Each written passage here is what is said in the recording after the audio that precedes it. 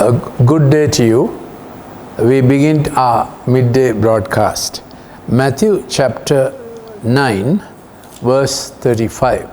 All nations in the world are in the throes of the COVID trouble, and in our nation, in Sri Lanka, we are trusting that the church will arise. Every Christian will arise in the image of the Good Shepherd and execute the mission of the Good Shepherd and the work of the blood of Jesus Christ. We have a lot of work to do in our nation, and we are saying, Lord, equip us for the task, and we are equal to the task. We know in 2 Corinthians 2:14, Paul raises the question, who is equal to such a task? To be the aroma of life into those at the gates of death. We are saying, Lord, equip us, enable us. So Matthew 9:35, Jesus was going through all the cities and villages, teaching in their synagogues and proclaiming the gospel of the kingdom and healing every kind of disease and every kind of sickness. So that's the threefold ministry of Jesus: teaching, proclaiming the gospel, healing. Seeing the people, this is Jesus' view of people, seeing the people, he felt compassion for them because they were torn asunder and scattered without a shepherd. So two things have happened to the people. It's as if a wolf has been attacking them. They feel torn, and also when people feel bruised and torn, they scatter. Families can scatter, nations can scatter. So there's an engineered scattering of nations. I have told this before, that people migrate leaving their own country. Then children leave home earlier from different reasons. So this is the tearing apart, needs healing, scattering needs reconciliation and bringing them back. And we feel in our nation, the Lord will equip us for this. That is the point at which we are. We are burdened.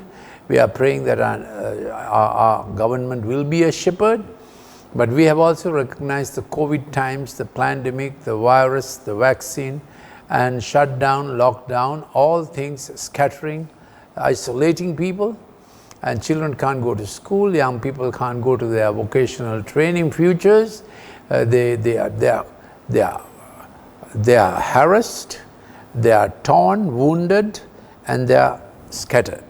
So this is the action of the enemy, and we know our Lord Jesus Christ is well able. So our mandate comes from the throne, and our throne is the throne of the Lamb. So Revelation 5 gives us a picture of our throne, therefore the mandate. Revelation 5:6, I saw between the throne with the four living creatures and elders a lamb standing as if slain, having 7 horns, that is sevenfold authority, and 7 eyes, all seeing, which are the 7 spirits of God sent out into all the earth. So the lamb is on the throne, a slain lamb. That's our insignia, that's our throne, that's our mandate, and we are citizens of a kingdom, and our throne, we have a slain lamb. So this is the authority of the cross. When on the cross Jesus Christ was dying, he took all authority in heaven and earth, and when he came back to life, he said that in Matthew 28:18, I have all authority in heaven and earth, therefore you go and do this. And he gave us the curriculum. He gave us the Great Commission. So we are sent by that. He said in John 20:21, even as the Father sent me, so I send you. We hear him, and we know he is behind us. He has gone ahead of us, and we are not doing our own work. So Christian, in every nation, we have much work. We have the work of the blood of Jesus Christ.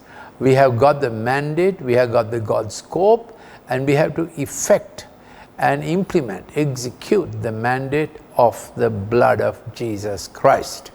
This is our strength. And another scripture from Revelation 12, verse 11, the work, how it is going to be done. Now the salvation and the power and the kingdom of our God and the authority of his Christ have come.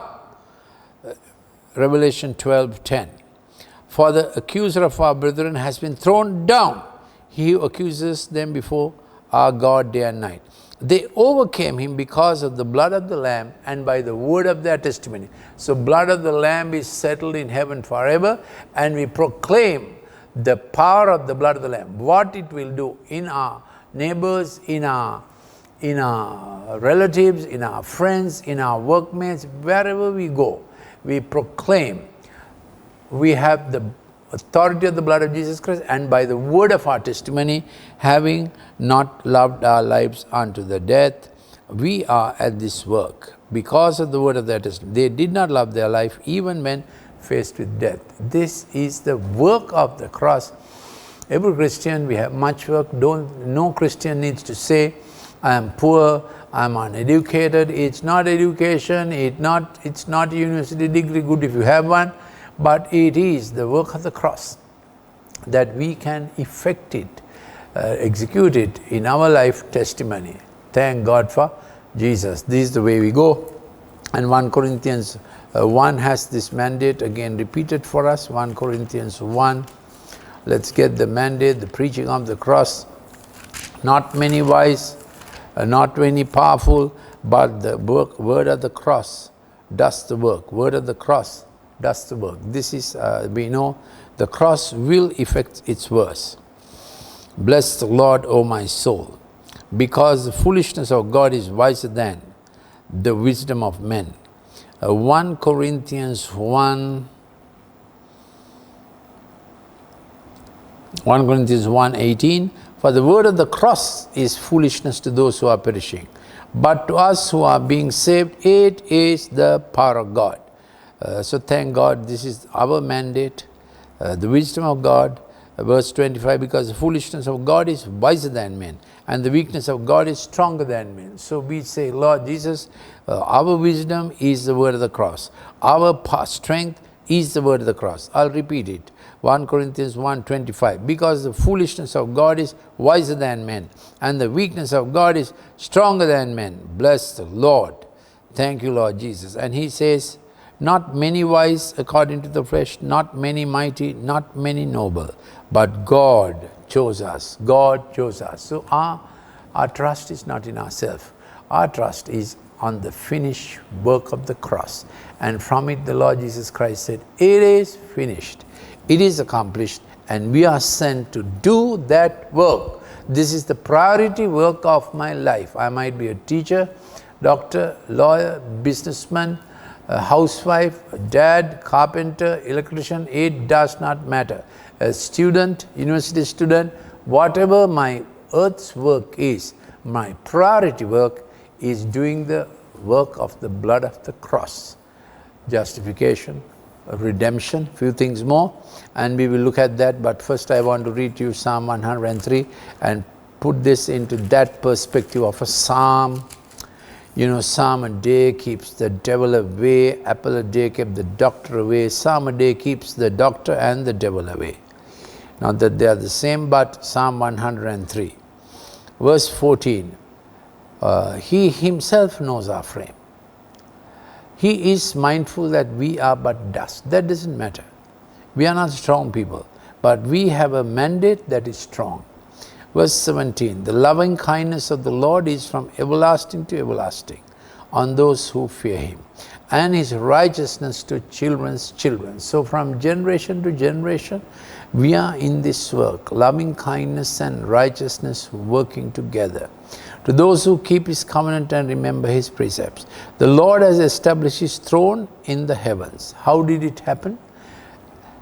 There's no doubt his throne is working from heaven. We looked at it in Revelation 5:6, and the throne of God has a lamb that looks as if he is slain. That's the authority of our life, the slain lamb, the power of his crucifixion and the power of his resurrection. Yes, that's our life. So Lord has established his throne in heaven. How does it come down to earth? His sovereignty rules over earth. As we live his life, as we live his commission, that's what comes down. Bless the Lord, you his angels, mighty in strength, who perform his word, obeying the voice of his word. That's what the angels do. Bless the Lord, all you his hosts, who serve him, doing his will. That's what we do. So angels and Christians working together, God's two armies. From the beginning it was so, and the Lord will confirm His word with signs and wonders following.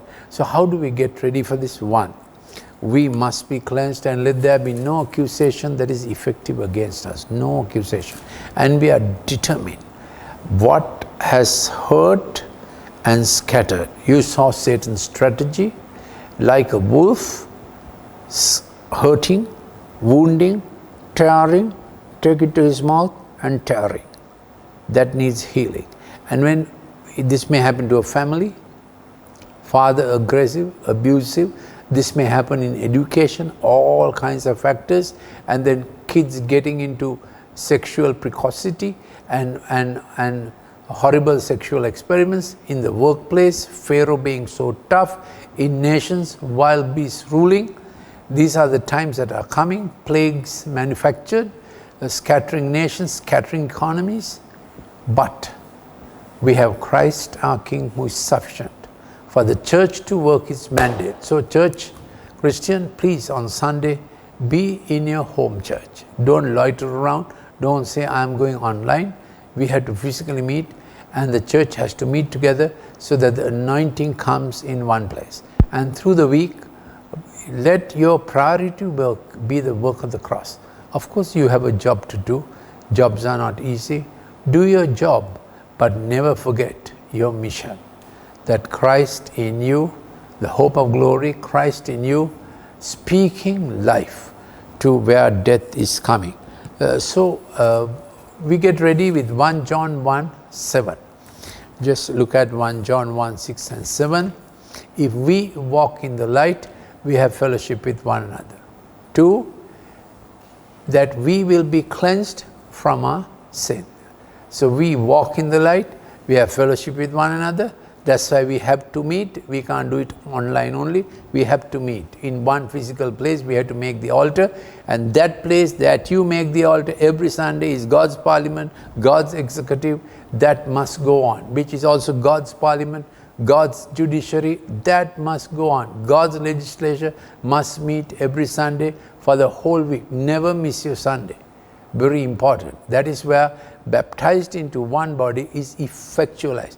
Pentecost is reenacted or effectualized on Sunday. Never miss it. Did you understand that? There's no other priority. If you don't do your Sunday, you're not ready for the whole week. That's the thing.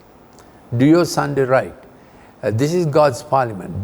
Effecting the baptism of individual believers into one body is what holds the authority of Christ in your life for the whole week. Don't dismember the body by not gathering together on Sunday. I hope you got it clear. Yes. So we effect the mandate of Christ from a common body. 1 John 1:6 and 7, walking in the light, and we have partnership with one another, and we are cleansed by the blood of Jesus Christ. That's all. That makes us ready. Then the work of the cross, to extend the redemption to others, your neighbors, your workmates. Please, every day, pray for someone. Write down 12 names whom you can touch. Why? They are wounded and they are scattered. I mean, they may be doing good jobs, they may be wealthy, but they are wounded and they are scattered. Jesus Christ said it because they don't have a good shepherd in their life. So we want to extend the redeeming power of the blood of Jesus Christ.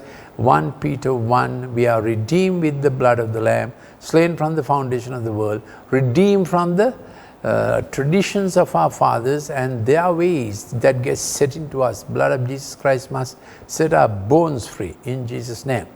And we are redeemed, and we become redeemers. We extend that redemption to everyone that knows. Redemption has the meaning of those who are sold under sin to mortgage. Jesus Christ became the ransom price. He paid it all. He forgave all. He has paid the price. So don't be a Shylock exacting price from people when they have to be forgiven. You understand? Because God will also say, I demand a pound of flesh from you. You don't want to hear that, isn't it? No, we don't want to. We want mercy. We want forgiveness. We want grace to go forward. Mercy for what has happened, grace to go forward. Mercy for what has happened, forgiven by mercy, and grace to go forward. Keep saying that. Mercy for what has happened, forgive me, grace to go forward. Grace to go forward. Yes. That is redemption. 1 Peter 1, 18 and 19. By the blood of the Lamb, God's Lamb that has slain from the foundation of the world.